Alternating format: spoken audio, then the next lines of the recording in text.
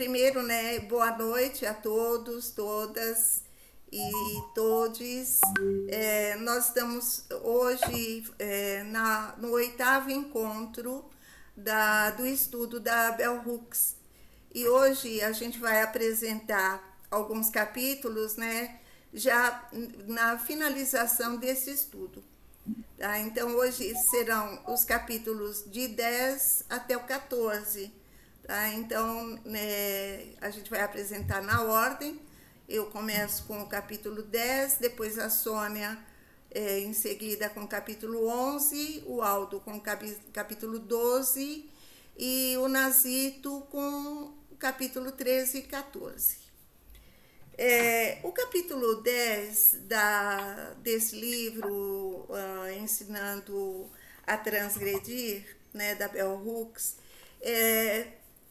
eu vejo assim como sendo esse capítulo, talvez, né, o coração, né, do livro dela, porque é nesse capítulo, pelo menos que eu percebi assim, né, que fica assim muito claro para nós o que ela quis dizer em todo o livro dela, de que maneira se dá na sala de aula essa transgressão, né? Esse ensino libertador, né? Que ela segue na linha do Paulo Freire. O capítulo 10, ela inicia... eu vou só abrir aqui um texto para eu me orientar. Deixa só um minutinho. Eu já tinha deixado preparado aqui. Cadê ele?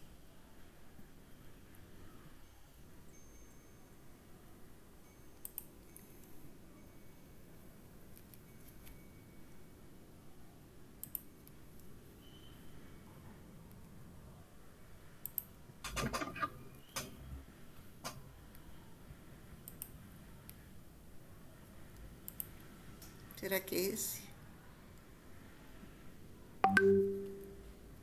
Não, não é isso.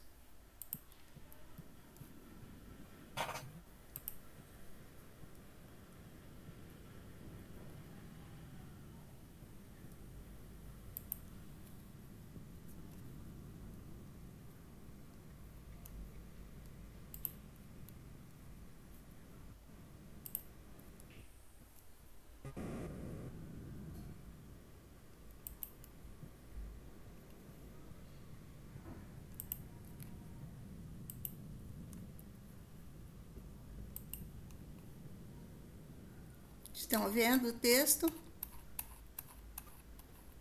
Está aparecendo para Ver vocês? até dá para ver, né? Não dá para. Não, Para mas ler, tá vendo? Mas Tá. quem vai ler é ela. Então é isso. O capítulo 10, a construção de uma comunidade pedagógica, um diálogo. Nesse livro, ela traz um diálogo entre ela e o professor Ron. Por que ela achou importante colocar esse diálogo? Ela coloca ele na íntegra, né? Ela parte de um ensinamento a partir de uma publicação de Henry Giraud e Peter McLaren, que defende que o diálogo entre pensadores críticos dispostos a mudar as práticas de ensino com a finalidade de colaborar entre si para transpor fronteiras e criar espaços de intervenção. O que ele quer dizer com isso? Ele diz que os professores, os pensadores críticos dessa sociedade e que levam para a sala de aula essa transformação, eles devem se comunicar entre si, né, no sentido de fortalecer, né,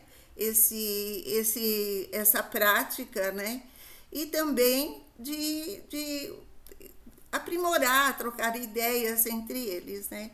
Então eu selecionei aqui um texto, né, da apresentação do capítulo, que diz assim, que esses pensadores, né, eles devem aliar a teoria e a prática, a fim de afirmar e demonstrar práticas pedagógicas engajadas na criação de uma nova linguagem, na ruptura das fronteiras disciplinares, na descentralização da autoridade e na reescrita das áreas limítrofes, institucionais e discursivas, onde a política se torna um pré-requisito para reafirmar a relação entre atividade, poder e luta.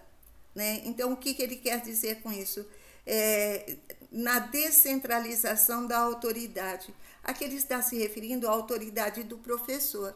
Né? O professor ele deve se despir dessa autoridade na sala de aula. Ele tem que aprender e ensinar a ouvir. Então, ele não pode querer exercer o poder dentro da sala de aula. Aqui ele está falando dos áreas limítrofes entre as instituições, né, que a Bell Hooks ela vai dizer isso no capítulo. Ela, na conversa dela com o Ron, ela traz em vários momentos essa barreira que eles encontram, né, nas instituições. A Bell Hooks ela é professora de universidade particular e o Ron é professor de universidade pública, né? Mas tanto um como o outro eles encontram essas barreiras institucionais. Então eles discutem isso nesse diálogo entre eles. E ela fala também da questão da hibridação. O que é essa hibridação? Né? É a troca, é exatamente isso, essa troca de ideias entre pessoas que pensam igual, que têm a mesma prática, né? Dentro da sala de aula. Então, eles devem compartilhar essas ideias, naquele sentido de fortalecer e poderem desenvolver um trabalho melhor. Hibridação e cruzar fronteiras, exatamente isso, né? Vencer essas barreiras que eles vão encontrar tanto dentro da estrutura, né, da universidade, como na sociedade mesmo, né? Vencer a barreira, ultrapassar trincheira ou fronteiras, né? Então tem que ter esse pensamento, né? A Bell Hooks ela diz, ela faz também esse comentário, né? Que a solidariedade deve existir e existe de fato. A solidariedade aqui ela está dizendo entre os professores que pensam igual, né? Que deve existir e existe de fato. Aqui quando ela diz isso, ela está se referindo a um grupo de professoras feministas brancas, né? Que ela encontra, com algumas ela encontra barreiras, né? Mas com outras não. Então, por isso que ela diz que a solidariedade deve existir e existe de fato, né? Mas é preciso buscar essa solidariedade. Para Bell Hooks, não é comum encontrar pensadores que ocupam posições diferentes da estrutura e estejam dispostos a realizar a troca de experiências comuns. Né? Então, ela diz que não é comum encontrar dentro da universidade essas pessoas que têm essa disponibilidade de trocar ideia. Às vezes até pensam igual, mas têm uma prática diferente. Né? Então, aí, muitas vezes ela encontra dificuldade nesse diálogo. Neste capítulo também, Bell Hooks transcreve essa conversa com Ron Scapi, que é um filósofo branco e do sexo masculino, características que os diferenciavam por terem que transpor barreiras diferentes, mas tanto ela como ele tinham influência direta na prática pedagógica. A leitura desse capítulo, né, desse diálogo, né, entre ela e o Ron, é muito interessante nesse sentido, né? Porque os dois, ela, né, uma professora negra, né, e que tem essa prática transgressora dentro da sala de aula, e ele também, Só que ele, por ser branco e por ser do sexo masculino, ele encontra pontos mais favoráveis para ele, né? E ela já vence, tem que vencer outras barreiras maiores que as dele.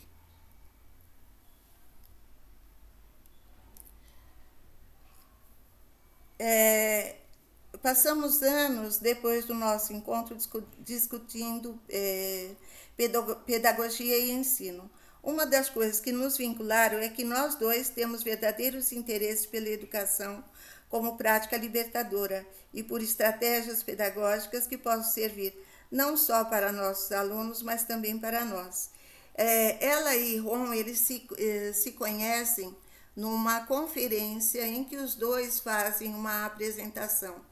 Ela leva os alunos dela para essa conferência, né? E a partir dessa conferência os dois começam a trocar correspondência. E ela, depois de alguns anos, né, na hora de fazer aquela prática, né, de trocar ideia com pessoas que pensam igual, aí então marca um encontro com ele e aí eles vão conversar presencialmente a respeito dessa prática que eles trocam, que eles têm.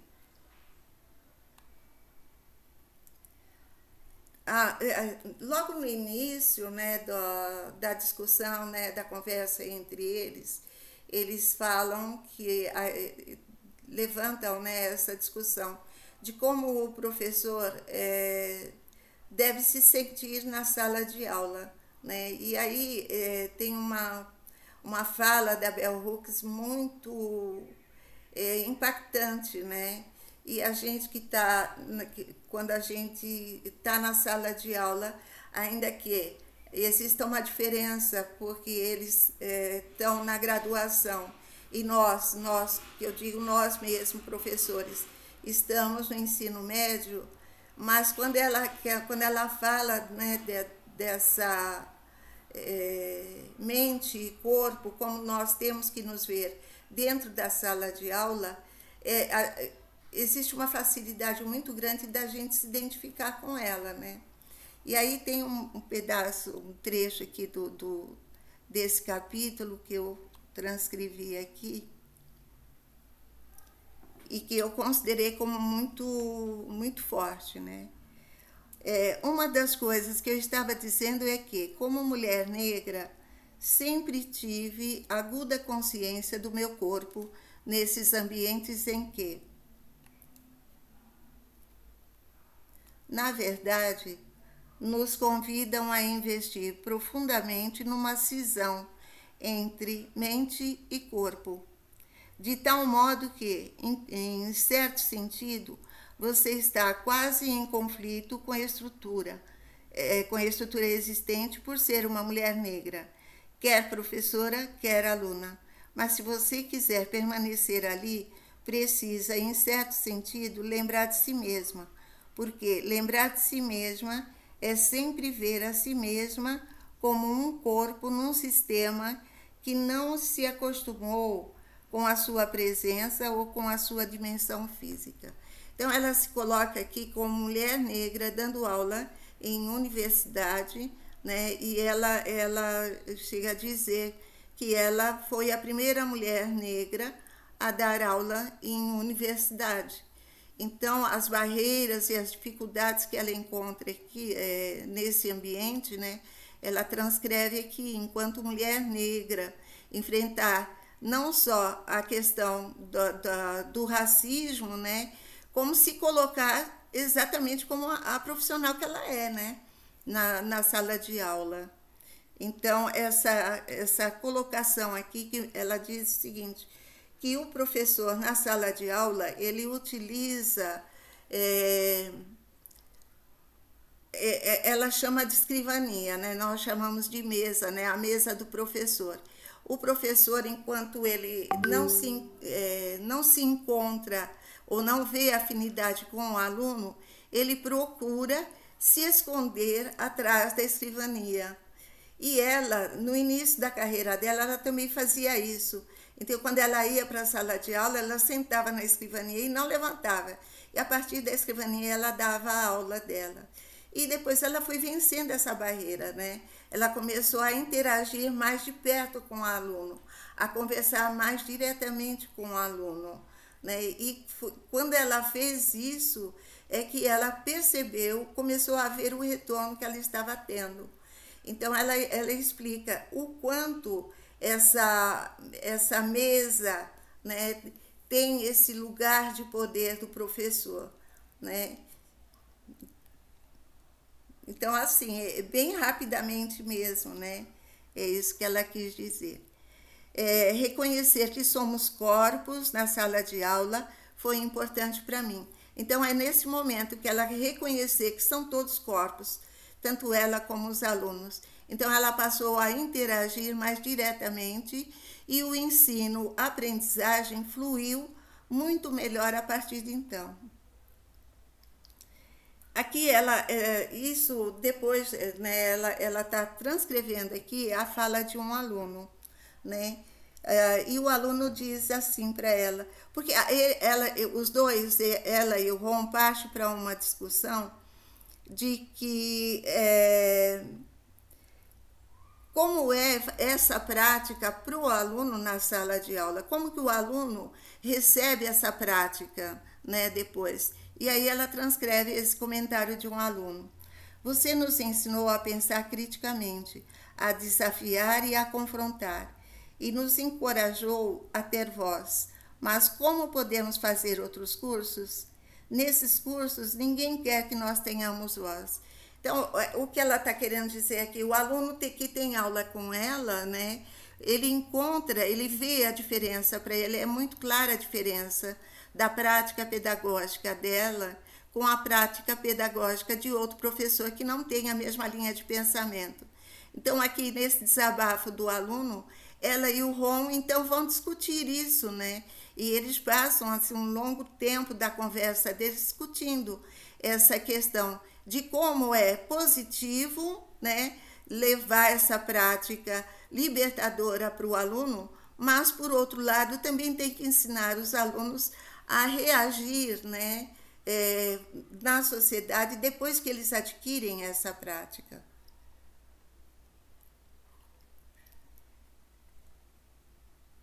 E aí, né, aqui ela reforça, né? Falar e ouvir.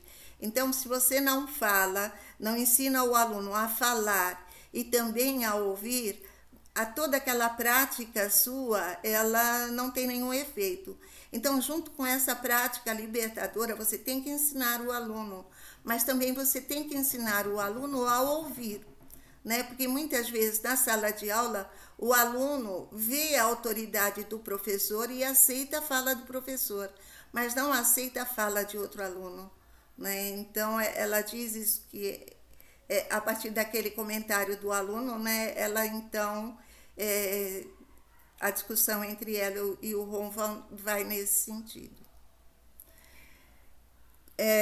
Com demasiada frequência se supõe que se você der liberdade aos alunos, e é um erro pensar que estamos falando de dar liberdade aos alunos, pois a liberdade, na verdade, é um projeto para o qual professores e alunos trabalham juntos. Haverá caos e nenhuma discussão séria aconteceria.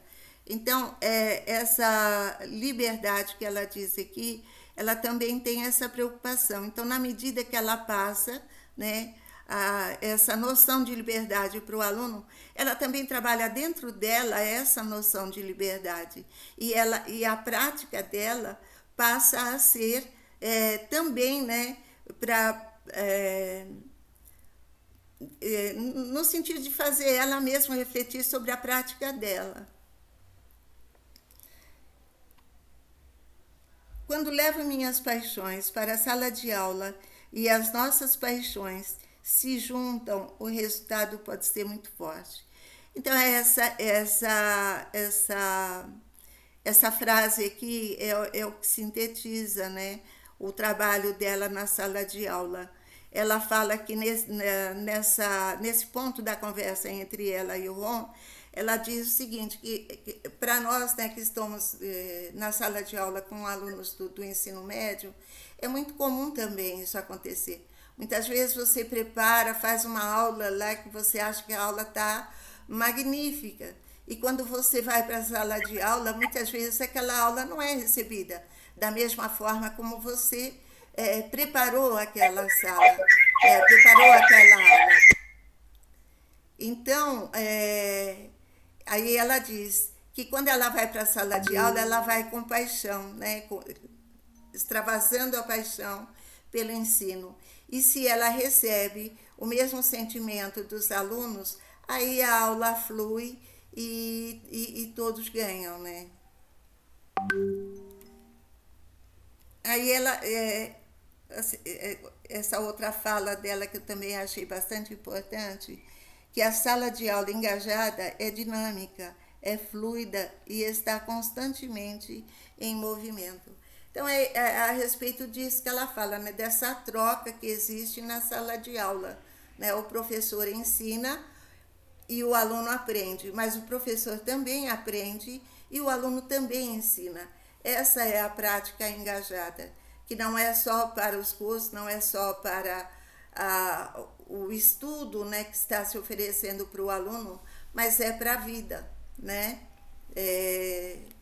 Então, acho que é nesse sentido um pouco do que ela conversa com o Ron. Eu acho assim, eu acho uma pena, né, a gente ter que resumir tanto, né, um capítulo que é tão importante. Mas eu acho que aqui fica, né, mais assim, o despertar, né, da curiosidade, né, das pessoas que estão ouvindo e que leem Bell Hooks para ler com assim esse capítulo 10 e tentar, né, apreender todo o ensinamento que ela traz para nós. Então acho que um pouco é isso. Vou passar para a Sônia vai falar do capítulo 15 e aí depois a gente parte para os comentários.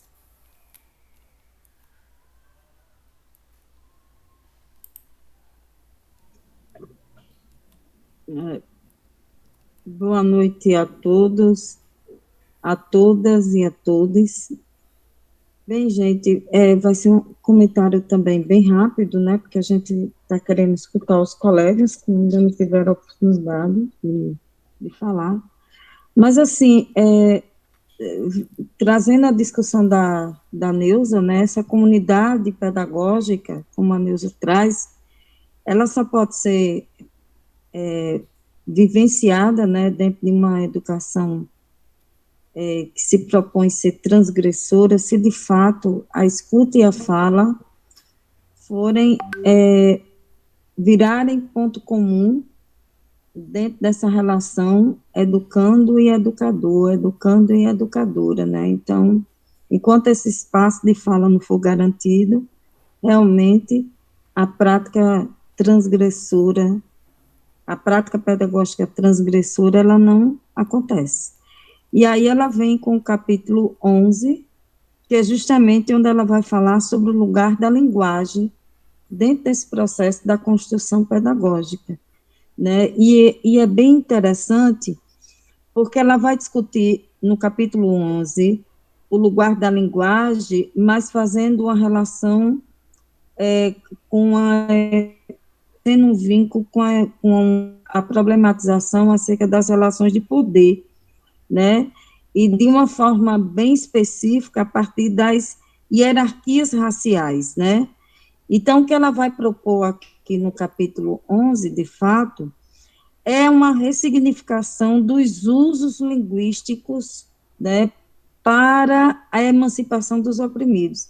Isso aí é bem interessante, porque a Bell Hooks, na realidade, nesse capítulo, ela é despertada a partir de um poema, né, que ela lê, já justamente da pensadora, né, Adrienne Hick, e o título do poema deixa eu ver aqui, desculpa, viu, que eu tinha é assim, o título um verso do poema é esse: Queimar papel em vez de criança, de Ariane Henrique, né? E ela nunca esqueceu uma frase desse poema, que eu vou dizer qual é a frase que desperta nela toda uma problematização, assim, acerca dessa relação entre a linguagem e as relações de poder e essas hierarquias raciais, né? E a proposta dela de uma ressignificação dos usos linguísticos para realmente para a vivência de uma educação transgressora e emancipada. A frase que a impactou foi essa: esta é a linguagem do opressor, mas preciso dela para falar com você. Essa frase, ela diz prontamente que foi aquela que fez com que, comparando com aquela revolução copernicana do Kant, né, quando lê Hume, que a desperta, né, que é como se ela vai ecoando dentro da memória da Bell Hooks ao longo da vida dela para um despertamento crítico muito grande entre o ato de aprender a falar e a relação disso, por exemplo, com a dominação, com a opressão. E aí ela se remete, né, aos negros que foram trazidos, escravizados, né, que foram tolhidos do seu lugar de cultura, de fala da África, né, trazidos para os Estados Unidos, dentro desse processo, do processo mesmo de escravidão, né, e aí, onde eles caíram numa cultura que tem uma linguagem própria e que, a partir dessa cultura e dessa linguagem, fez com que eles, os escravizados, entrassem num processo de esquecimento da sua própria língua, ou seja, do seu ser, da expressão do seu ser, de como vivenciavam a sua própria cultura, o seu modo de ser e de agir no mundo e de ressignificar, ou seja, esse modo imperativo em que o colonizador impõe ao colonizado no sentido de apagar da sua memória a sua própria linguagem, né? Porque a linguagem, como ela diz, é o lugar onde a gente se constitui enquanto ser humano, enquanto a gente se faz enquanto ser humano. Então, para Hooks, o inglês se tornou a língua do opressor, ela fala isso claramente, né? E aí ela vai se remeter, né, a esse processo de apagamento, ela fala, né, desse processo afrodiaspórico, no qual os africanos, eles foram obrigados a aprender um novo idioma. Mas também ela fala de outro processo, porque eu estou tentando encurtar, viu, gente, a reflexão de como esse povo oprimido, escravizado também, se apropriou da língua do opressor para se libertar dessa cultura e dessa linguagem. Ou seja, demarcando a importância da sua forma de ser e de existir. Então, a língua do opressor, segundo a Bell Hooks, ela foi renarrada, recriada e transformou-se em algo para além da língua do opressor. Ou seja, ela chama isso de fenômeno de contralinguagem, né, que é o fenômeno em que o escravizado, o oprimido, ele pega as próprias armas do opressor, a utiliza de outra forma e dá um novo significado e perpetua a sua forma de olhar o mundo, de significar esse mundo e de produzir resistência contra essa opressão. Eu penso que aqui, né, lógico, que a língua, nesse caso, se torna para Bell Hooks como um local de resistência a essa opressão, né? A essa tentativa de invisibilidade, de calar essa voz, de silenciar esses valores através dessa fala, essa fala que vem dos ancestrais, né, que vem da sua própria cultura, que faz parte do seu mundo. Ou seja, os negros escravizados e seus descendentes ainda poderiam, a partir dessa contra-linguagem, se conectar com a sua ancestralidade, se conectar com a sua forma de existir, se contrapondo e criando e recriando os valores a partir da língua do opressor. Eu achei essa ideia fantástica, me lembrou muito o Nego Bispo, né? Porque ele faz isso, né? Lá nas comunidades quilombolas, né? Ele faz isso, exatamente isso, e ele diz isso. Eu lendo o livro dele, né? Então, assim, eu digo, puxa vida, isso chega, né? Esse espírito de usar a língua do opressor de uma forma diferente, como uma contralinguagem, está no Nego Bispo, está em Bell Hooks, está em Lélia Gonzalez, está em Conceição Evaristo, né? Está em tantas mulheres e tantos homens que estão aí se contrapondo a essa cultura hegemônica, né? Colonizadora e opressora, né? Que eu achei muito interessante. Então, é preciso, né, que esse espaço não se perca, né, que ele ganhe mais força na atualidade.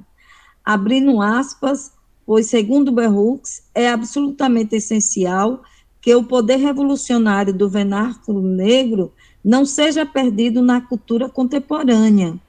Esse poder reside na capacidade do vernáculo negro de intervir nas fronteiras e limitações do inglês padrão, ou seja, nesse processo revolucionário, né, a partir de uma língua que ela foi usada como negação, mas ela também pode ser usada como fronteiras transgressoras dessa tentativa de opressão, né?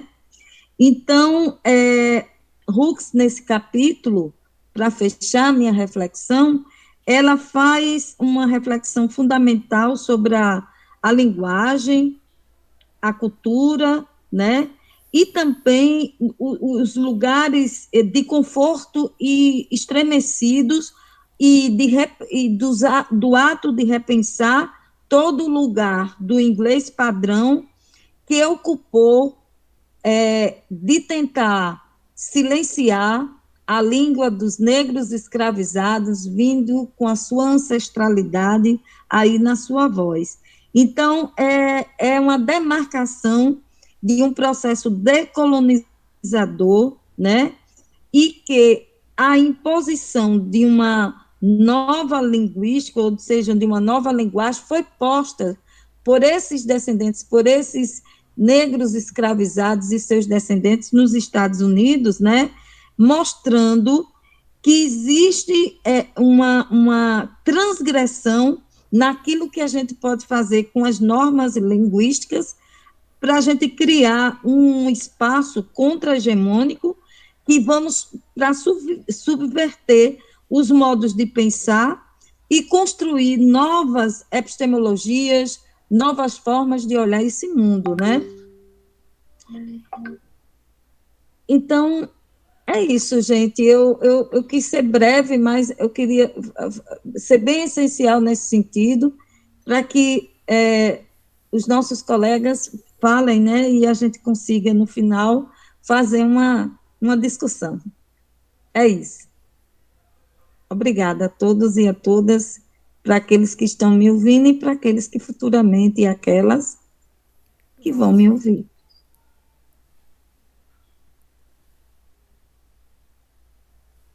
Aldo. Então, eu acho um crime fazer isso com a Bell Hooks, né? Cada capítulo desse. Nós falamos 10, 15 minutos, mas Eu tenho a impressão que essa experiência ela é muito importante. No capítulo 12, nós vamos tratar da questão da confrontação da classe social na sala de aula. Um debate extremamente importante. Eu levanto como ponto inicial parte da sua finalização deste capítulo, onde ela o ideal democrático da educação. No final você vai ver, eu estou recortando o ideal democrático da educação para que possa se realizar. Né? Então, veja, primeiro, a confrontação da classe social na sala de aula, ela vai dizer que um silêncio que se estabelece na sala de aula, um silêncio acerca das desigualdades e que são ignoradas nas salas dos alunos. O desejo de estudar e aprender se transforma numa zona livre, onde nos tornam todos iguais. Então ela começa com isso, com essa, digamos assim, com essa constatação do que era a sala de aula para ela. Qual a ideologia que ela levanta? Estamos todos empenhados igualmente no avanço social, em subir na escada do sucesso até o topo. No meio ou perto, mas estamos convictos desse ideal. Ou seja, você introduz no aluno, no educando, essa ideia de que todos, ali não se discute classes sociais, de que todos estamos empenhados igualmente no avanço de subir nessa escala, nessa estrutura social. E quando ela começou na Universidade de Stanford, acaba que ela imaginava, ela conseguiu uma bolsa, mas imaginava que teria dificuldades financeiras por conta de passagens, moradia, que causou uma certa preocupação na família, né? Mas ela percebeu que não era o dinheiro o eixo central que permeava aquele processo de dominação, mas os valores que moldavam os valores próprios dos estudantes e seus costumes. Na academia, segundo ela, havia concordância em não se comentar sobre classe social, não criticar os preconceitos de classe burguesa que moldavam e informavam as práticas pedagógicas. Isso se traduzia na obediência às autoridades. Então, você tinha todo um formato educacional onde não se discutia o conceito de classe, onde não se levantava as questões das particularidades e das singularidades, mas, ao mesmo tempo, havia um certo zelo, né, naquilo que se buscava ensinar e na obediência à autoridade do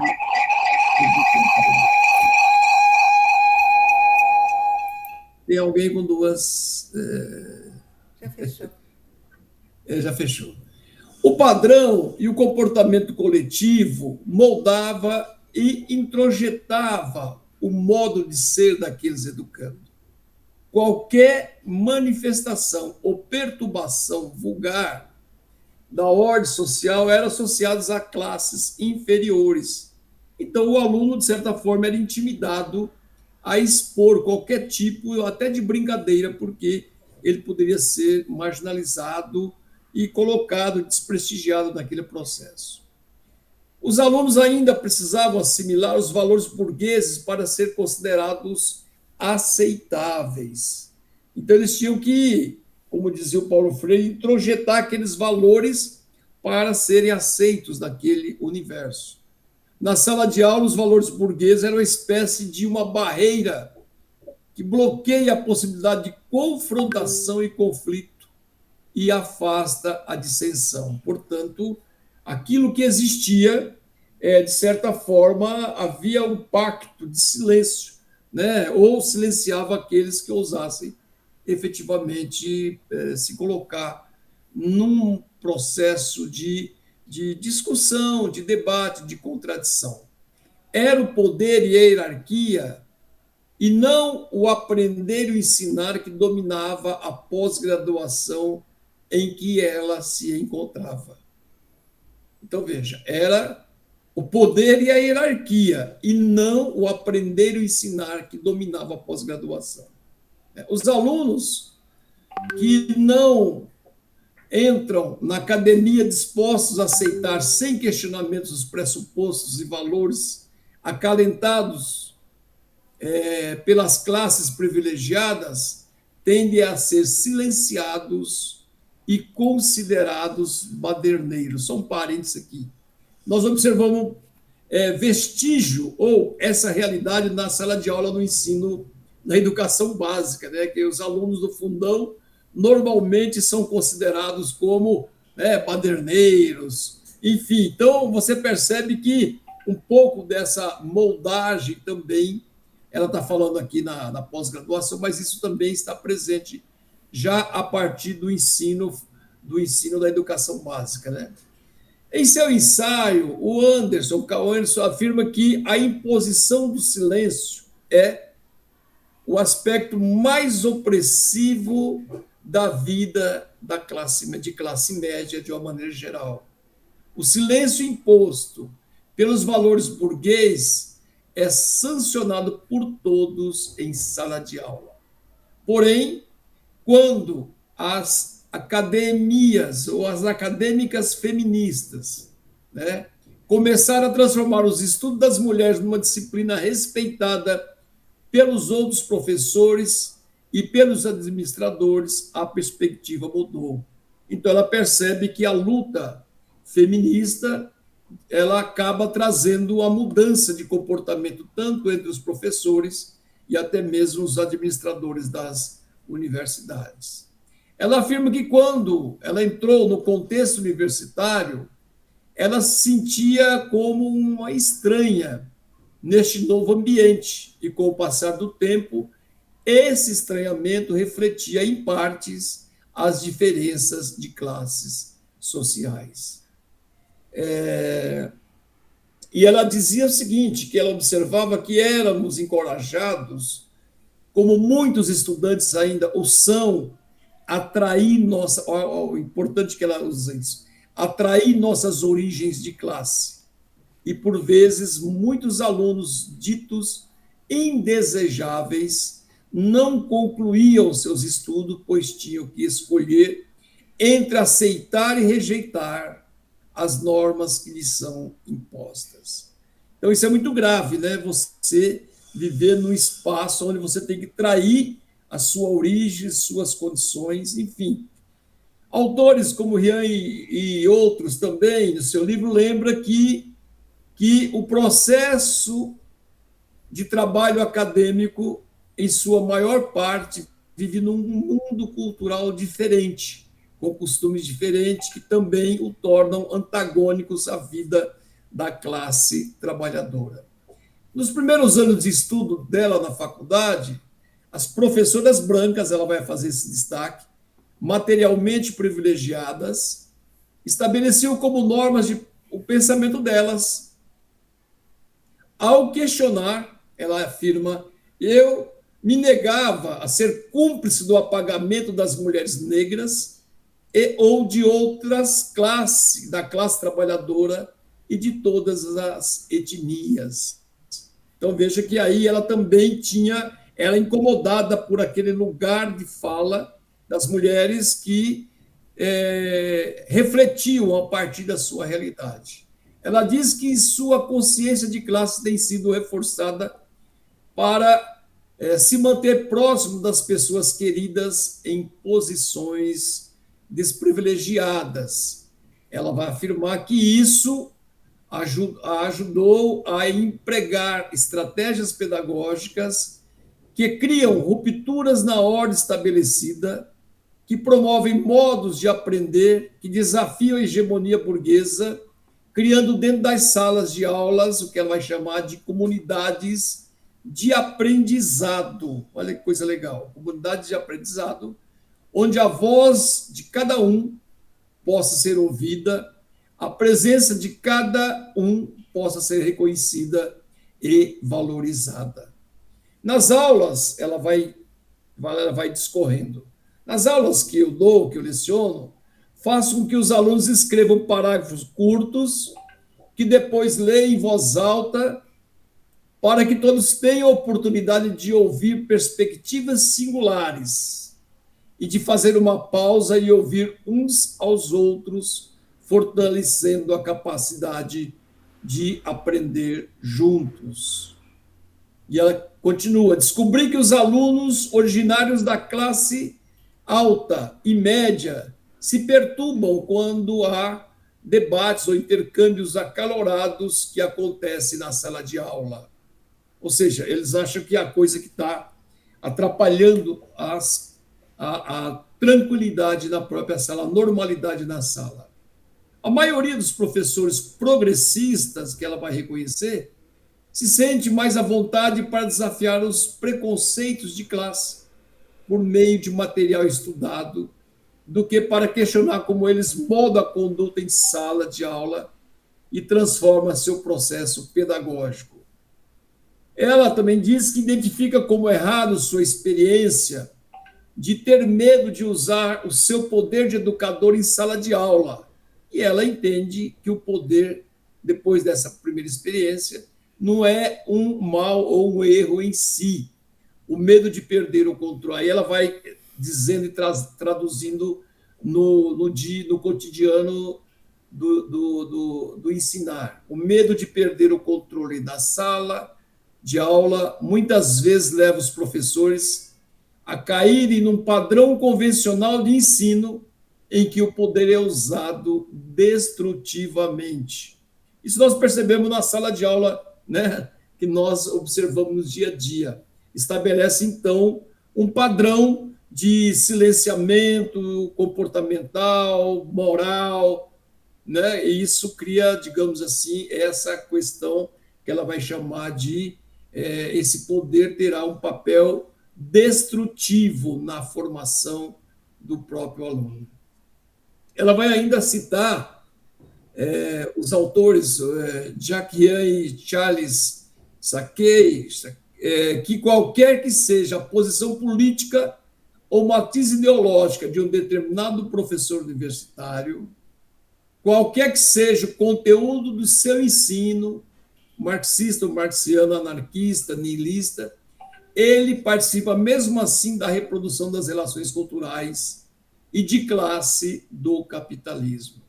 Ou seja, eles vão perceber que pouco muda nesse processo, mesmo tendo uma consciência neste processo, porque a instituição tem outros objetivos. Ela vai também dizer o seguinte, que apesar das afirmativas desesperançadas, os intelectuais não conformistas podem desgastar as ortodoxias convencionais, nutrir os alunos com ideias e intenções equivalentes, ou encontrar maneira de pôr uma pequena fração de recursos de investimento da universidade a serviço dos interesses da classe trabalhadora de outros que estão embaixo ou abaixo. Portanto, confrontar construtivamente as questões de classe é preciso. Isso já é um pouco afirmativa minha. Isso posto, estou concluindo, o ideal democrático da educação que eu levantei como ponto inicial, ela responde. Qual que é esse ideal democrático da educação? Significa o quê? Significa acolher a oportunidade de alterar nossas práticas de sala de aula criativamente. Portanto, aí para a conclusão, arrisco fazer uma rápida conclusão. Neste capítulo, ela expõe uma crítica da opressão individual e institucional, o que já é significativo. Aí eu me permito fazer esse pequena observação. Então, porém, a opressão de classe em relação ao machismo, ao patriarcado, ao sexismo e à dominação do capital, que é estrutural, como afirma Silvia Almeida sobre o racismo estrutural, na minha opinião, ela, nesse debate, ela não entra nesse debate estrutural de classe. Ela entra no debate da classe e da sala de aula de forma individual e da crítica institucional, mas ela não apresenta uma crítica sobre o capital e a destruição do capitalismo e do imperialismo neste capítulo. Certamente não era e continua não sendo o objetivo dela, principalmente nesse capítulo. Assim como afirma Angela Davis, que não basta não ser racista, temos que ser antirracista. Aí já também eu começo a provocar o debate que não dá para esgotar hoje, mas podemos esgotar em outro momento. Eu entendo que nós devemos ser antirracista, anticapitalista, socialistas e comunista, porque senão nós vamos ficar em chavões e nós não dizemos, do ponto de vista pedagógico, do ponto de vista da leitura de mundo, que nós entendemos nessa questão. Um pouco é isso que eu tinha para falar sobre esse 12º capítulo do livro da Bell Hooks, que é extremamente importante. Ela, durante todo o seu debate, eu diria que a introdução, ensinando a transgredir, de uma contextualização, inclusive, do que nós discutimos no restante do livro, de forma fantástica, né?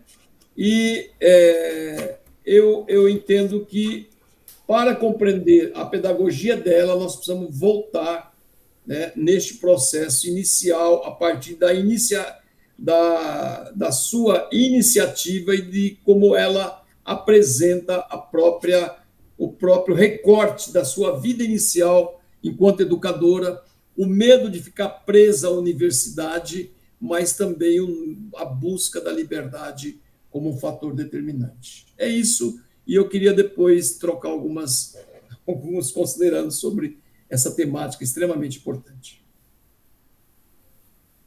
Nazito.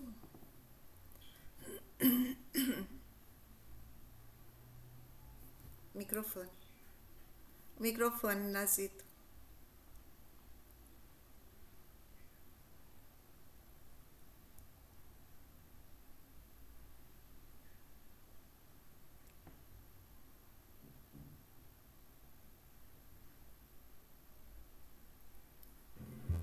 Oi, então, agora sim, né? Sim. Desculpa-me. Bom, então, de fato, assim, o texto, né, da Bell Hooks é apaixonante, né? É apaixonante, assim, nos prende bastante, não é? E esses 2 últimos capítulos, né, que eu fiquei, né, de fato, são capítulos que, digamos assim, complementam, né, a fala dela anteriormente, não é? Inclusive já citadas, né, já por vocês, não é? Sobre a presença do amor, a presença dos sentimentos, a presença da paixão, né, que nós devemos ter pelo ensino, não é? Mas, no início, deixa eu passar aqui para vocês, mas ela, assim, eu procurei, né, resumir, né, mesmo colocando, assim, algumas frases, né, do texto, mas outras, né, eu resumi, acerca, né, do eros, erotismo e processo pedagógico, que é o capítulo 13. E aí, né, vem essa pergunta, né, segue a pergunta: deve haver uma relação entre eros, erotismo e o ensino? Não é? Ela faz essa colocação de sim, né, de que deve haver sim, não é? Porque raramente, né, aliás ela faz essa pergunta, né, porque raramente se fala sobre o lugar de eros ou do erotismo em nossa sala de aulas, não é? Por que existe essa falta, não é? Por que não se fala tanto, não é? E a resposta vem em seguida, não é? Porque fomos formados no contexto filosófico do dualismo metafísico ocidental, não é? Isto é o dualismo entre o corpo e a alma, e a mente, né? Ela usa a palavra mente, né? O termo mente, que é alma. Aprendemos que o ensino deve ser operado como se tivéssemos apenas uma alma, não é? Ela, de fato, fala isso, expressa isso, não é? Ela traz à tona, não é? essa questão, tá? De que, de fato, aprendemos isso, não é? E ela, inclusive, relata, né, que aprendeu isso, não é? Na sua trajetória, né, de estudante. Além disso, né, ainda há e nessas aulas que, na verdade, que, aliás, não é, diga-se de passagem, né, que se trata de, né, de falarmos aqui em aulas tradicionais, não né, dentro do espírito né, da tão conhecida educação bancária. Né? E aí, dentro desse processo, né, de negação, ou melhor, né, de educação bancária, nós encontramos a negação do corpo, né? Nós aprendemos, né, perdão, que o ensino deve ser operado como se tivéssemos apenas uma alma, né? Nós aprendemos isso e destaca-se aí a negação do corpo, né? A negação do corpo foi terrivelmente exposta, né? Ficou apagado e praticamente despercebido, não é? Portanto, há essa questão, não é? Assim, nós entendemos isso, nós passamos por isso, não é? E a Bell Hooks fala sobre isso. Não é claro que ela está falando, né, do seu contexto histórico, que não é tão distante, né, de nós, né? Não é tão distante de nós, e salvo engano, não mudou praticamente nada até hoje. E dando continuidade, né, a essa relação do erotismo, né, e o processo pedagógico, ao entrar na sala de aula, concordamos tacitamente em apagar o corpo e nos entregar a mente de modo mais plenos. Não é? Foi isso que aprendemos, foi isso que nós ouvimos, que nós nos deparamos em todo o processo da educação, né, pela qual nós passamos. Mostramos por meio do nosso ser o quanto aceitamos o pressuposto de que a paixão não tem lugar na sala de aula. A repressão e a negação nos possibilitam esquecer nossos sentimentos e paixões durante as aulas. Será? Não é? Será que, apesar, claro, né, apesar de todo investimento, né, da educação tradicional, da educação bancária, nós conseguimos esquecer sentimentos e paixões durante as aulas? Não é praticamente não, obviamente que não, não é? E ela fala, ela fala, que leu esse artigo, né, um artigo psicólogo e tudo aí, ela fala também de sua experiência, né, no primeiro semestre de faculdade, e nesse artigo, né, ela diz que leu, né, que foi revelado nesse artigo, que os professores homens, durante as aulas, tinham pensamentos libidinosos, né, com alunas, né, e ela diz lá que ficou chocada, né, ao ver isso, ao ler isso, né, que isso acontecia e ela não imaginava que isso acontecia, né, que ela foi ensinada a não se dar conta, né, dos corpos, né, e ela conta também que não lembra nem como era o corpo dos professores, enfim, né, se afastava, né, havia uma inclinação, uma tendência a se afastar dessa questão. E essa outra... Sim, e a sua experiência, né, nesse primeiro semestre, né, da faculdade, ela conta, né, que tratava um aluno de forma muito áspera, de forma muito dura, e enfim, né, assim, ela, assim, na sua fala, né, parecia que ela não prestava atenção, né, no corpo dele, né, parecia não prestar atenção ao corpo desse aluno, e mais o tratava muito, muito mal. De maneira que ela foi chamada, né, pelo psicoterapeuta, que a chamou para uma conversa e perguntou por que ela o tratava assim. E só depois é que aí ela disse que não sabia quem era, né, não associava o nome, o rosto, né, ao nome que o psicoterapeuta estava falando. Mas aí disse ela que ao retornar, né, à sala, né, no outro dia, e quando chamou o aluno e o aluno se apresentou, ela então percebeu que sentia atração pelo aluno, né? E aí ela então entendeu, né, que era isso, né? Então, né, diante disso, ela vai, claro, né, tomar algumas atitudes, né? E agora, não é, ela entra, né, nessa discussão como lidar, né, com eros e erotismo na sala de aula, né? Daí ela coloca, né, essa questão, não é, e aí ela vai dizer isso, né? Esse enfrentamento, né, essa relação, não é, da paixão, né, do eros, do erotismo, né, no processo de ensino, esse enfrentamento deve ser na esfera do pensamento crítico, né? Deve ser de forma inteira e não como espíritos desencarnados.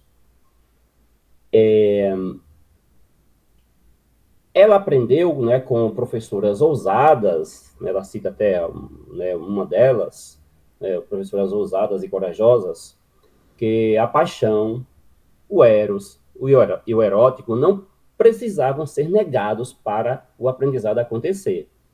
Né? Então, ela recebe essas instruções, né, dessas professoras, não é? E aí ela começa, né, então, a entender, não é, essa relação, né, com o eros, né, com o amor, com a paixão, com os sentimentos ali dentro da sala de aula.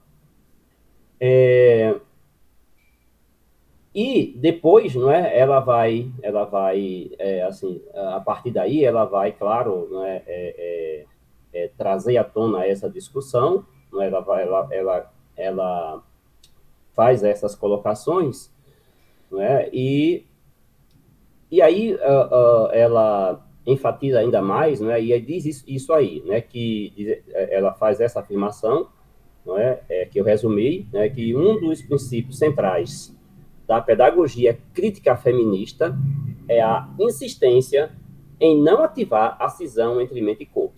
Né? Aliás, essa é uma frase lá do texto. Né? Um dos princípios centrais da pedagogia crítica feminista é a insistência em não ativar a cisão entre mente e corpo, ou seja, não ficar corroborando, não ficar fazendo ou praticando, né, aquela ideia inicial, né, da educação tradicional, né, de realizar a cisão, a separação entre corpo e mente, ou corpo e alma. Né? Ou seja, é como se nós tivéssemos que somente lidar com o cérebro, né? Só lidar com o cérebro e esquecer o corpo. Né? E não é bem assim. Então, como compreender o lugar de eros e erotismo na sala de aula? É preciso deixar de entender, né? Para isso, é preciso deixar de entender essas forças somente em termos sexuais. Não é? Claro que não se trata, né, de buscar o entendimento, né, dessa força que há em nós, dessa energia, né, melhor dizendo, né, que há em nós, colocando-as apenas sob o ponto de vista sexual, genital, não é? Né? Também não é por aí. Não é? De maneira que aí ela cita esse autor, né, o Sanquin, e aí ele diz isso aí, né, que quando limitamos a palavra erótico a seu sentido sexual, revelamos o quanto estamos separados do resto da natureza. Eros deve ser compreendido como uma energia e fundamento epistemológico para entendermos conceitos, ampliarmos discussões e excitar a imaginação crítica. Eros atiça ideias novas, estimula professores a transformar a sala de aula em um lugar dinâmico, um lugar onde se aprende com prazer. Então, assim, a ideia, né, do eros, né, do erótico, né, que, claro, né, que não vai se limitar, né, a uma relação, né, com as questões sexuais, né, com as questões genitais e tal, né, obviamente que longe disso, não é? E nem tão, ou seja, não haver a separação mesmo, não é? E nem tão somente devemos, né, melhor dizendo, compreender, né, esse lugar na sala de aula, né, do Eros, não é, apenas do ponto de vista da nossa mente, né, do nosso, da nossa razão. Não é? Mas sim, nós vamos entender, ela vai dizer isso aí, né, que o Eros vai dinamizar, né, vai dinamizar a aula, vai dinamizar o aprendizado, não é? Então deve haver essa compreensão, não é, desse dinamismo do Eros, né, na sala de aula, né, no aprendizado, e na relação né, com os alunos, com as alunas.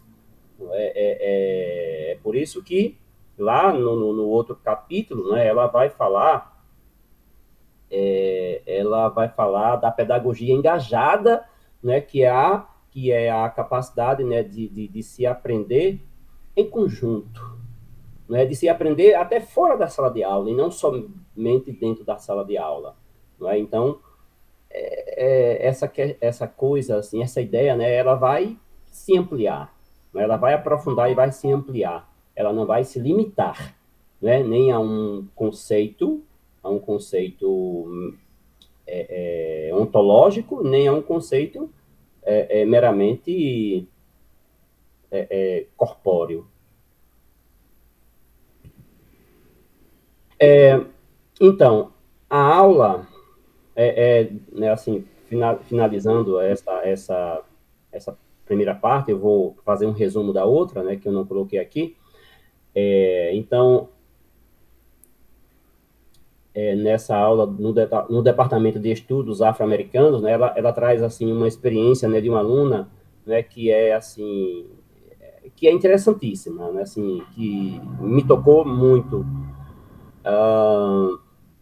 e que ela chama, né, assim, essa aula, né, de educação para a consciência crítica, e diz ela, né, que essa educação, esse tipo de educação para a consciência crítica muda fundamentalmente nossas percepções da realidade e nossas ações.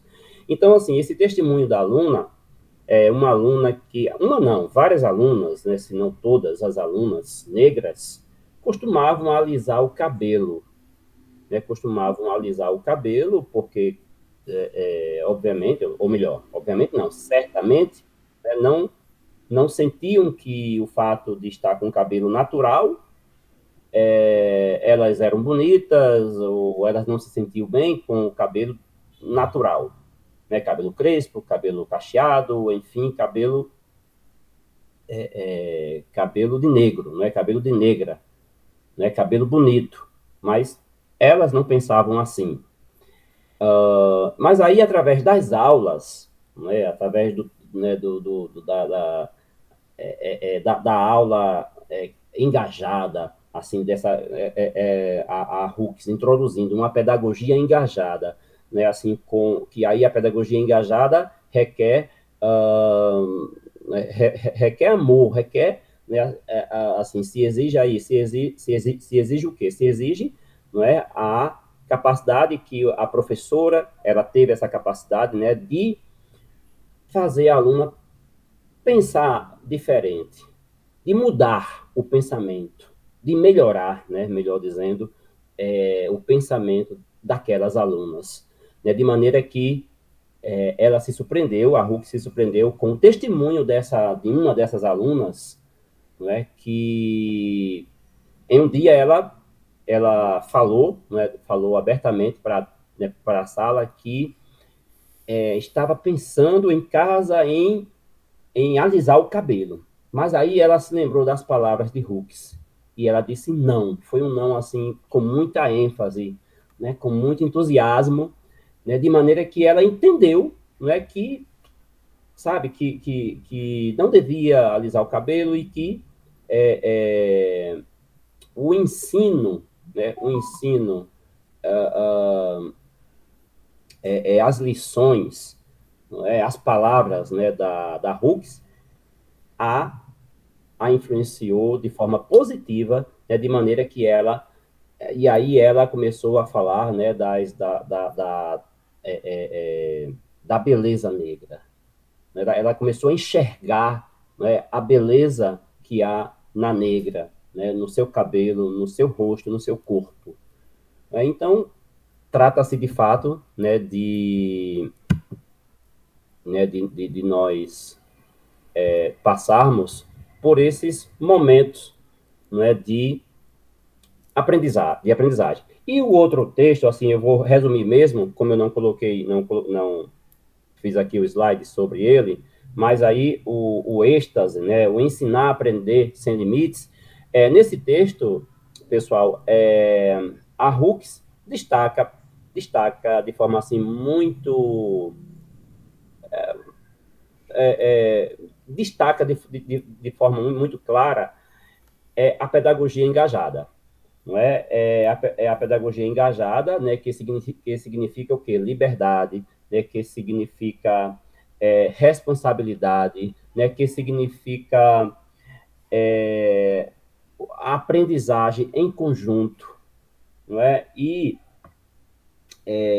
dentro desse espírito, né, da pedagogia engajada, ela também trata, né, de falar, né, e de dizer, né, que essa pedagogia é uma expressão de ativismo político.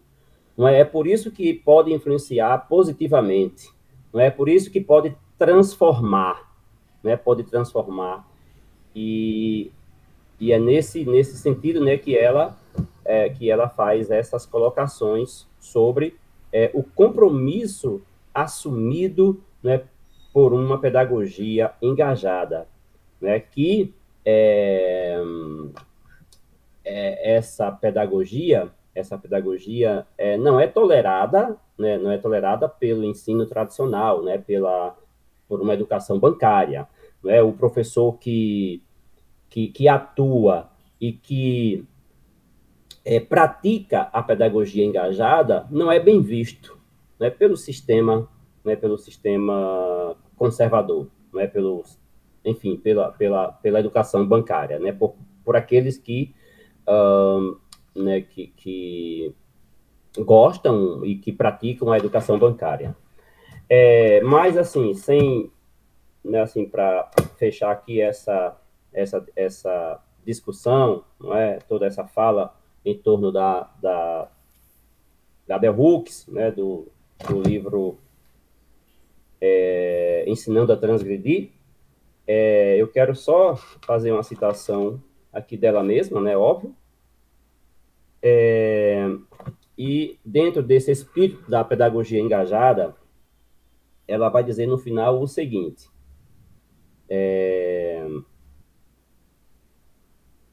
ela diz assim, que o trabalho que faço como professora é sempre reafirmado não só pelos elogios que os alunos me fazem, como também por suas escolhas de carreira e hábitos de ser.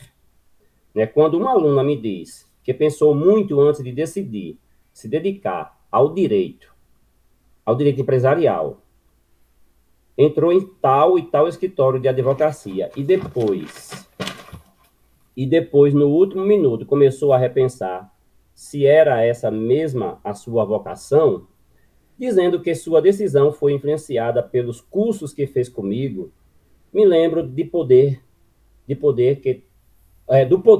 que temos como professores e da nossa terrível responsabilidade.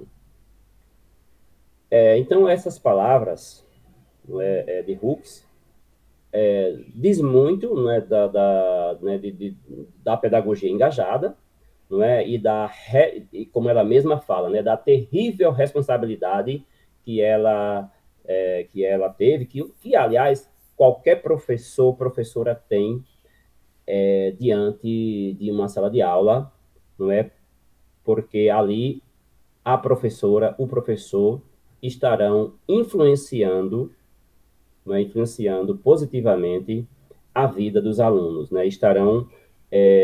Eles têm o poder, né, têm o poder de mudar, né, de mudar a direção da vida dos alunos, como foi o caso daquela aluna, não é, que não mais alisou o cabelo, que reconheceu a beleza negra, não é, que ela já tinha, e dessa aluna, outra aluna que começou a refletir depois, né, de fazer algumas experiências, né, em escritórios de advocacia, e começou a refletir na sua vocação.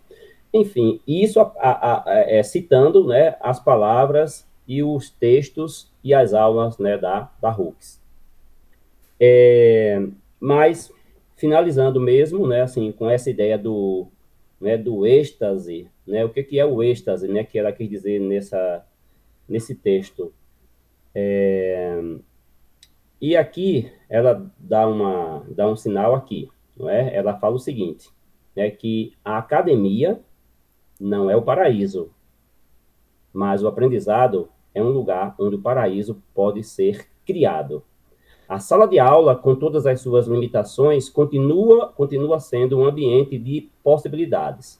Nesse campo de possibilidades, temos a oportunidade de trabalhar pela liberdade de exigir de nós e dos nossos camaradas uma abertura da mente e do coração, que nos permita encarar a realidade ao mesmo tempo em que, coletivamente, imaginamos esquemas para cruzar fronteiras, para transgredir. Isso é educação como prática da liberdade, não é? Isso que ela vai entender que seja o êxtase, né? O paraíso, não é? Que é, de fato, o lugar de se aprender, não é? É a sala de aula, não é? O aprendizado é um lugar onde o paraíso pode ser criado, não é? Então, é o ensino, é a força que a educação tem, né, de transformar vidas. Acho que é por aí, gente. Obrigada, Ok. Nazito. Gente, eu acho que é aquilo que o Aldo falou, né?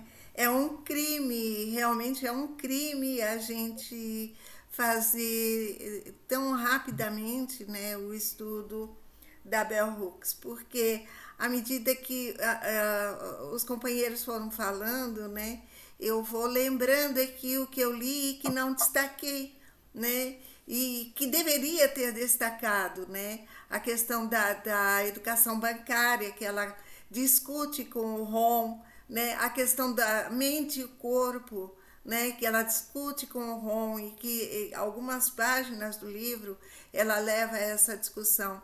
E a gente não tem como aprofundar por conta do tempo, né, e do espaço, e aí não dá. Mas na fala do Nazito, né, quando ele fala da cisão de mente e corpo, e aí nesse capítulo ela traz a questão do erotismo, né, de como o professor é visto, né. No capítulo 10, quando ela fala de mente e corpo, e fala que é preciso que ela percebe que ela tem que fazer essa cisão, né, entre mente e corpo, ela diz que o professor ele é visto como mente, né, na sala de aula. E ali ela cita 2 casos. Por exemplo, um professor que ela teve acho que na graduação, e que o professor ele vinha sempre para a sala de aula com o mesmo terno, e um terno surrado, né? Mas que ninguém podia criticar, ninguém podia fazer nenhum comentário, porque não era a forma como o professor se apresentava, era a forma como ele se expressava, era o conteúdo que ele tinha, que ele passava, que devia ser valorizado, né? E aí ela cita também um outro caso de um professor alcoólatra e que vinha alcoolizado para a sala de aula, mas também ninguém podia falar, porque não era esse tipo de conduta do professor que importava. O que importava era o que o professor passava enquanto ensino, né? Mas aí na conversa com ele, eles refletem sobre isso, e ela diz que os alunos passam a ser cúmplices do professor, porque ninguém vai denunciar o professor que vem alcoolizado para a sala de aula, porque não é isso que está sendo levado em consideração, e sim o ensino dele, né? Então eu fiquei aqui pensando, né, durante todo o livro, como ela passeia, né, como ela traz em vários capítulos, né, os mesmos conceitos, e como ela trabalha diferente os conceitos, dependendo de como ela quer se aprofundar naquele capítulo, né? Então, realmente, a gente só tem que dizer que é um crime, realmente, a gente estudar a Bell Hooks, né, de uma forma assim, tão rapidamente, sem aprofundar em coisas maravilhosas que ela passa para a gente. Eu acho que assim, agora a gente encerrando, né, a leitura, o estudo do livro, a gente tem que voltar do começo, com novas reflexões, com novos aprofundamentos, porque sem dúvida nenhuma esse livro da Bell Hooks é maravilhoso, e todo professor engajado, né, tem que ter. Eu, assim, se me permitirem, né, eu vou dizer para vocês que eu, lendo esse capítulo 10, né, e refletindo sobre a prática, né, dela e do Ron na sala de aula, não pude deixar de viajar também no meu processo enquanto professora na sala de aula. E que Sim, sem sim. ter estudado Bell Hooks, sem nem saber da Bell Hooks, né, eu me senti, né, por ter tido uma prática engajada, né, porque já percebia, talvez por conta de Paulo Freire, claro, porque toda a prática dela é baseada na Paulo Freire, né, mas assim, eu acho que é fundamental mesmo a gente reler o livro da Bell Hooks. Acho que é isso. Quem quer começar?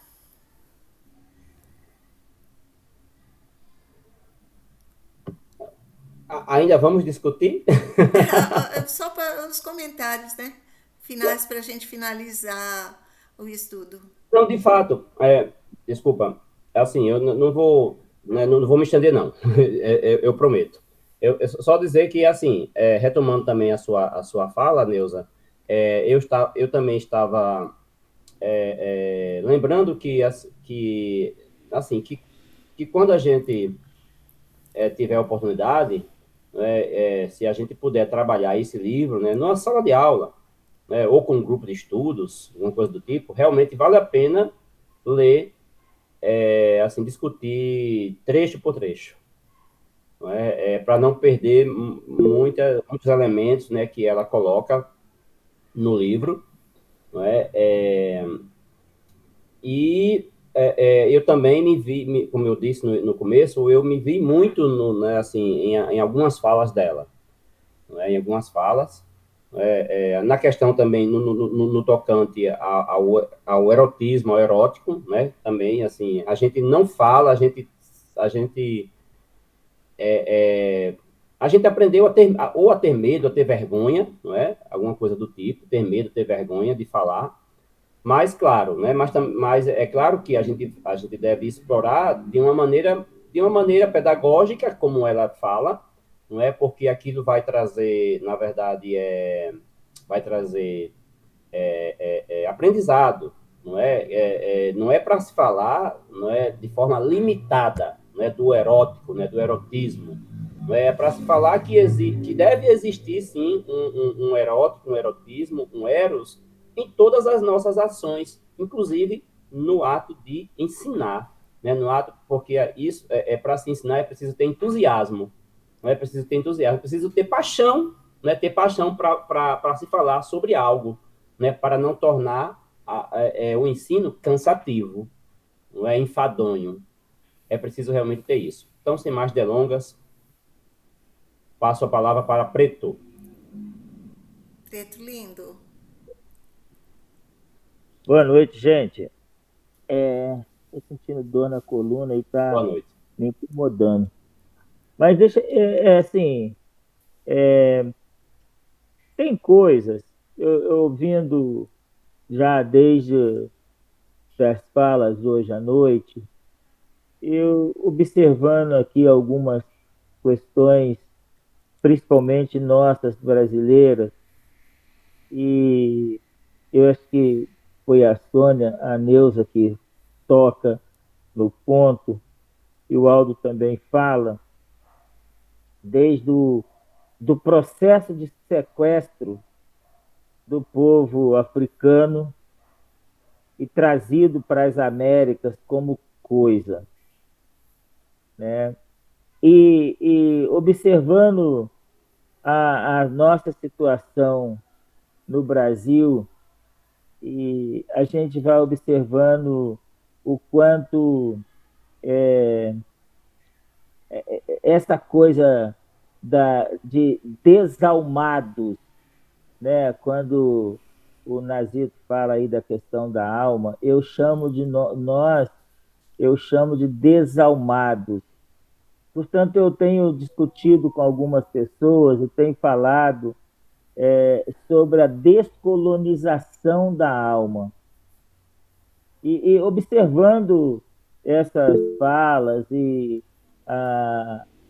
essas colocações da Bell Hooks, a gente fica olhando para nós no Brasil e o quanto nós estamos distantes de nós mesmos.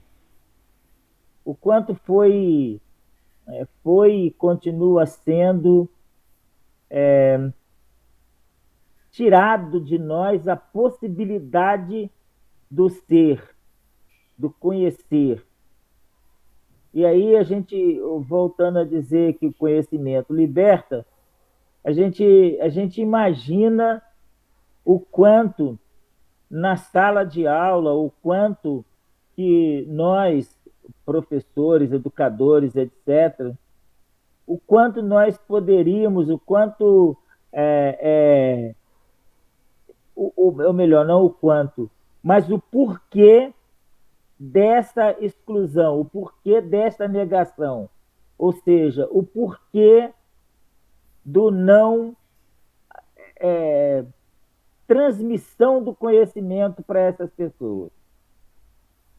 Eu tenho observado isso porque nós estamos montando aqui um curso de formação permanente para lideranças negras e olhando, discutindo, entendendo esse debate que a gente tem feito do livro da Bell Hooks, ensinando a transgredir. Gente, é impressionante como que nós podemos fazer. E aí, para eu fechar essa fala rápida, mas nós somos 56% da população. Imaginam esse povo com consciência de classe, como o Aldo traz esse debate. Esse povo com consciência de raça e de classe. Nós não seríamos submissos. Portanto, é muito importante o debate e essa elucidação da consciência. Fazer com que a pessoa que está lá na periferia, que ele saiba que é possível ele ser sujeito de sua própria libertação, ele ser sujeito da sua própria história, de mudança da sua própria história.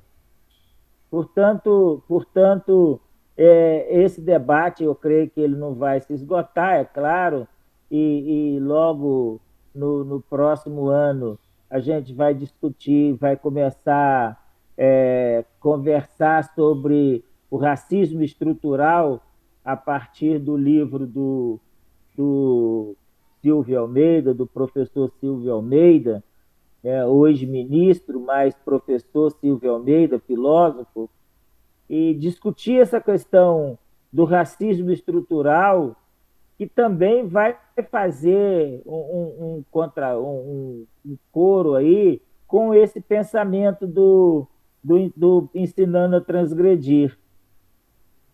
E realmente nós vamos transgredir esse processo constituído no Brasil e fazer com que nós, povo negro, se tenha a sua abolição de fato, porque até hoje a que aí está é uma abolição inacabada, tá? Era uma abolição que teve várias facetas e não terminou até hoje. Portanto, foram 388, 350 anos de escravização, mais 134 anos de exclusão racial no Brasil, e somos aí 56%, quase 57%, e continuamos na exclusão do saber e de tudo aquilo que possa ser imaginado. Obrigado. Aline? Boa noite a todos, a todas as pessoas. E eu queria falar que, assim, a minha frase preferida da Bell Hooks é quando ela fala que a educação como prática da liberdade é o jeito de ensinar que qualquer um pode aprender. E na... Alô? Oi. Caiu a Vocês tua estão me imagem, mas o som tá bom. Tá. Estamos E ouvindo. na apresentação de vocês, na aula, eu achei assim fantástico, apesar de vocês acharem um crime, é bom, porque eu assisti alguns vídeos do começo e esses do final, então dá um gosto de quero mais, das pessoas quererem assistir, quererem ver mais vezes e quererem ler o livro. Então vocês não dão tudo mastigado, gente, gratidão, muito obrigada. Obrigada, Aline. Eu não estou conseguindo me achar para fechar a câmera, para fechar o som, gente. Então talvez dê eco. Espera um pouco aí. Qualquer coisa vocês me derrubam. Não Se vamos der. te derrubar, não. É Jodelice? só apertar em cima do microfone. Eu não estou vendo o Meet. Achei. Pronto. Boa noite, pessoal. Boa noite, Jodelice. Vou ser um pouco breve também, vou tentar ser breve. Mas, assim, com relação ao estudo, ao livro da Bell Hooks, né, ela fala da educação que a gente chama aqui de ensino superior, da educação universitária, né? E como a gente percebe que, trazendo para a nossa realidade na sociedade brasileira, né, ela está falando da nossa educação, da educação básica, como a Neuza citou aí, desses problemas, e não tem um segmento, assim, de ciclos que modifica, não. Então, ou isso começa ou fundamenta no ensino básico aqui na nossa sociedade brasileira, e ela continua, porque a gente está falando de pessoas, né? A gente não está falando de... O estudo lá começa assim, porque as pessoas já chegam, né? Assim, pelo menos assim, a pretensão, o objetivo é que a gente chegasse com experiência, com uma maturidade maior no ensino, né? Quando fosse estudar, né, profissionalmente, né, mais amadurecido. E a gente percebe que são os mesmos problemas que começam ou continuam na educação básica, né? E são problemas que se retratam nos segmentos, né? Em todos os segmentos. E ela não reflete só o ensino acadêmico, reflete, aqui no Brasil, reflete o ensino básico, aqui no Brasil reflete tudo isso. E a gente acaba, assim, empurrando com a barriga, né? Ou jogando para debaixo do tapete, é assim que fala, né? E, assim, o transgredir é justamente isso, né? É tentar tirar essa lacuna que a gente tem, esses problemas que a gente tem, e tentar falar sobre eles. É algo que é um processo doloroso também, mas é um processo que precisa ser falado, né? É algo que a gente tem que ter prioridades. É a nossa existência humana, os nossos problemas humanos, né? A questão do racismo, a questão do sexismo, a questão da questão da mulher negra, as diferenças, né? E, acima de tudo, né, envolto dentro de um sistema, né, que quer nos silenciar cada vez mais. Então, assim, o que eu percebo é que eu pensei que ia ter uma distância, assim, né? Está se falando, ou ela vai falar da realidade nos Estados Unidos, uma década um pouquinho antes daqui, mas que esses problemas continuam. A nossa realidade brasileira, acho que ela não começou nem a discutir sobre isso, ou começamos a discutir, mas não somos muitos, né? E eu acho que é isso que existem esses confrontos, né? Essas transgressões que a gente precisa estar, e que não há essa divisão na sociedade brasileira da nossa educação, chamada básica, né? Juntamente com a educação acadêmica, né? Os problemas e as realidades aqui no Brasil continuam. E se a gente começar, pelo menos, a tratar desses assuntos, a discutir esses assuntos em sala de aula, né, transgredindo, né, e, assim, vamos ter, sim, opiniões diferentes. A gente percebe quando a gente abre o diálogo em sala de aula, né? Então, tem opiniões, sim, diferenciadas, mas a questão é a importância do escutar, do aprender, né? E, a partir daí, a gente começar a refletir mais sobre isso.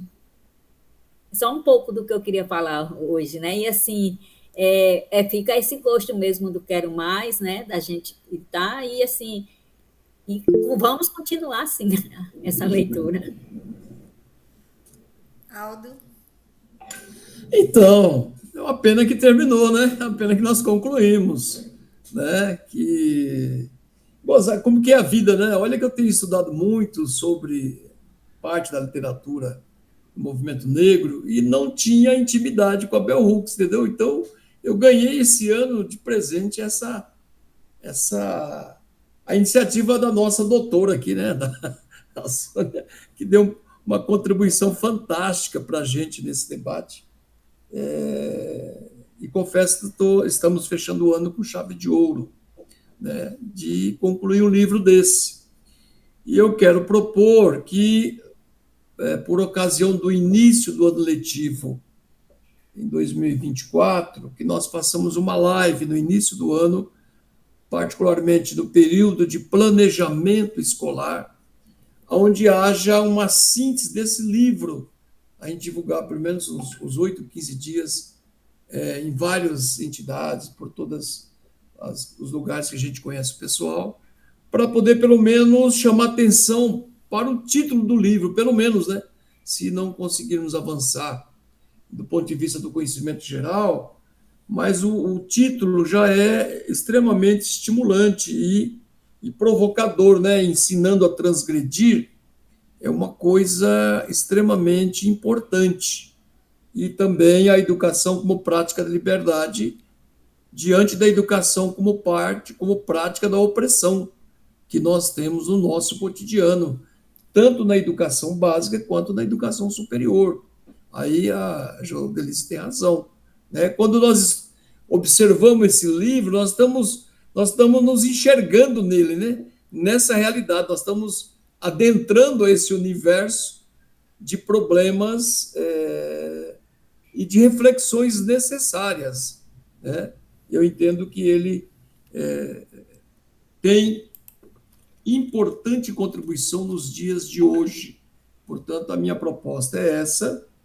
E o ano que vem eu proponho que, logo em meados de janeiro, façamos um planejamento para o ano de outras leituras que eu me proponho a ajudar no debate do livro sobre o racismo estrutural, que também é uma obra necessária para ser entendida.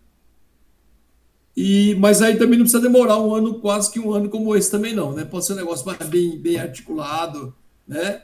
E proponho esse livro do Ney Lopes e Luiz Antônio Santos, Filosofias Africanas. Nossa, é maravilhoso. Maravilhoso. Eu tenho.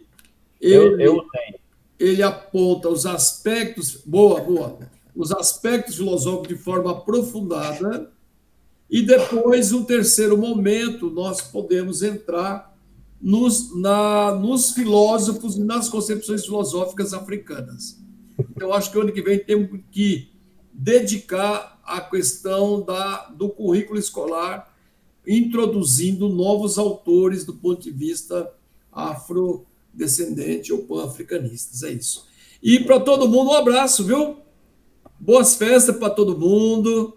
E eu quero desejar de coração, foi um prazer, uma satisfação enorme encontrar essa galera aqui, fantástica, cada um no seu canto, mas muito perto do outro, unidos pelos mesmos ideais de um mundo livre da opressão do capital e que sejamos todos felizes nas nossas vidas. É isso. Um abraço, gente. E agora também, Aldo, o Nazito também já é quase doutor, né? Tem fera, cara. Aqui só tem fera. Que bom. Espero um dia chegar lá, Preto. Eu vou chegar lá. Nazito agora já está doutorando, né? Já está doutorando também, graças. Tá legal. Que bom. Sonhei muito com isso. Faz muito. Pois não, Deus. Bom, gente, eu só queria dizer, viu, Aldo, que o doutorado, ele continua. O doutorado não acaba, na realidade, entendeu? Então, eu só tenho a agradecer a acolhida de vocês, né, a minha acolhida no grupo durante esse ano, né, que a gente se ficou aqui, de vocês terem aceito a Bell Hooks, porque Bell Hooks é uma paixão que eu tenho em termos de tentar ver a possibilidade de redimensionar toda a minha prática docente e o meu ser também, né? Isso aí, ela vem, as leituras da Bell Hooks contribuem. E as reflexões aqui no grupo, podem ter certeza, assim, que o meu doutorado, durante esse período, foi aprofundado aqui, porque cada um de vocês, com as suas colocações, com os debates que nós erguemos aqui, com a leitura, né, com cuidado, com amorosidade, porque todos vocês aqui têm uma preocupação muito séria com a educação, com a formação docente, com a formação do discente, com a mudança para uma sociedade descolonizada, não opressora, de uma justiça econômica, né, diminuir esse desnível, esse fosso entre aqueles que estão no ápice da pirâmide, que estão na base da pirâmide, né? Então, assim, vocês têm um grupo, né? Eu me sinto dentro de um grupo de pesquisa, dentro de um grupo que realmente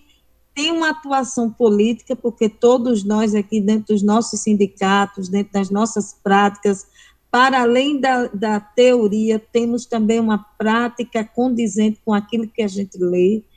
Então, isso é muito digno, sabe? Encontrar pessoas, juntar-se a essas pessoas, que era um sonho meu, né?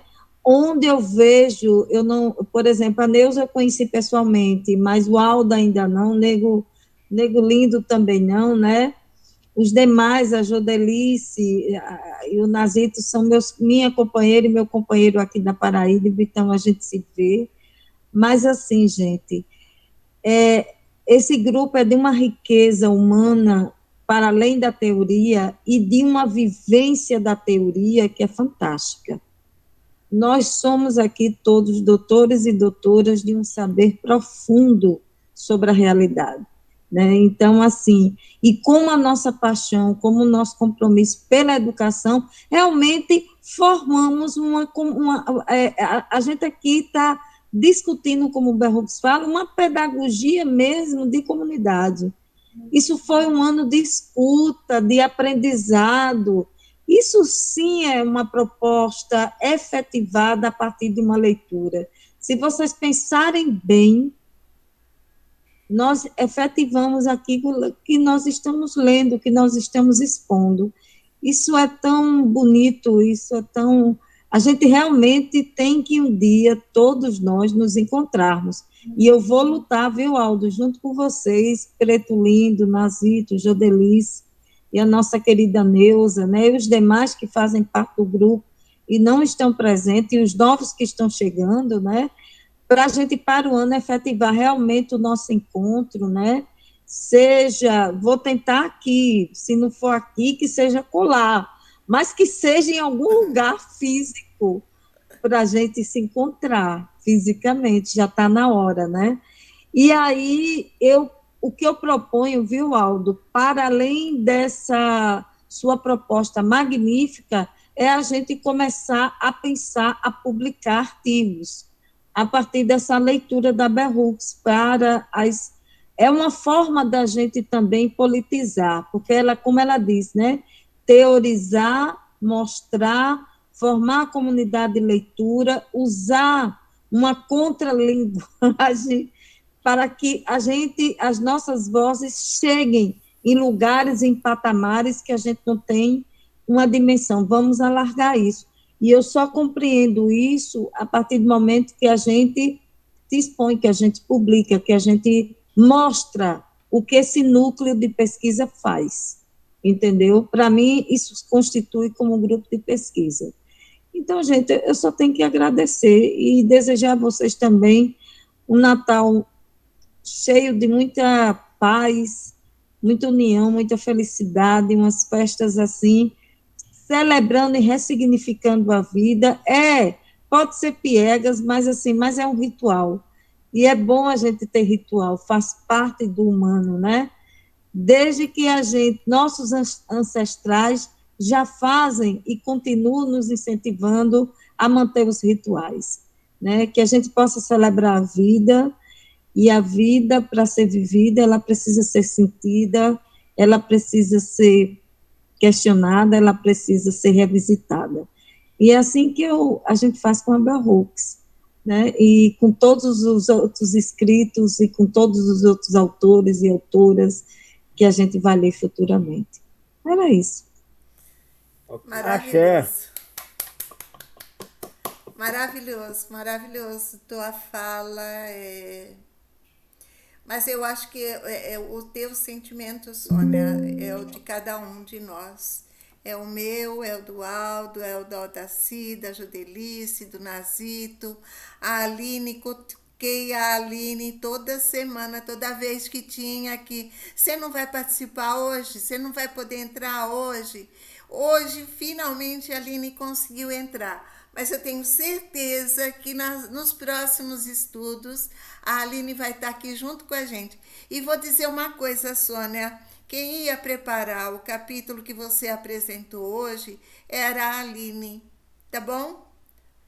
E você então substituiu a Aline, porque a Aline trabalha e chega muito em cima da hora. Então ela me disse que não ia ter condição de preparar. Hoje, como a gente atrasou o horário, ela conseguiu entrar. Então, por isso que ela está aqui hoje.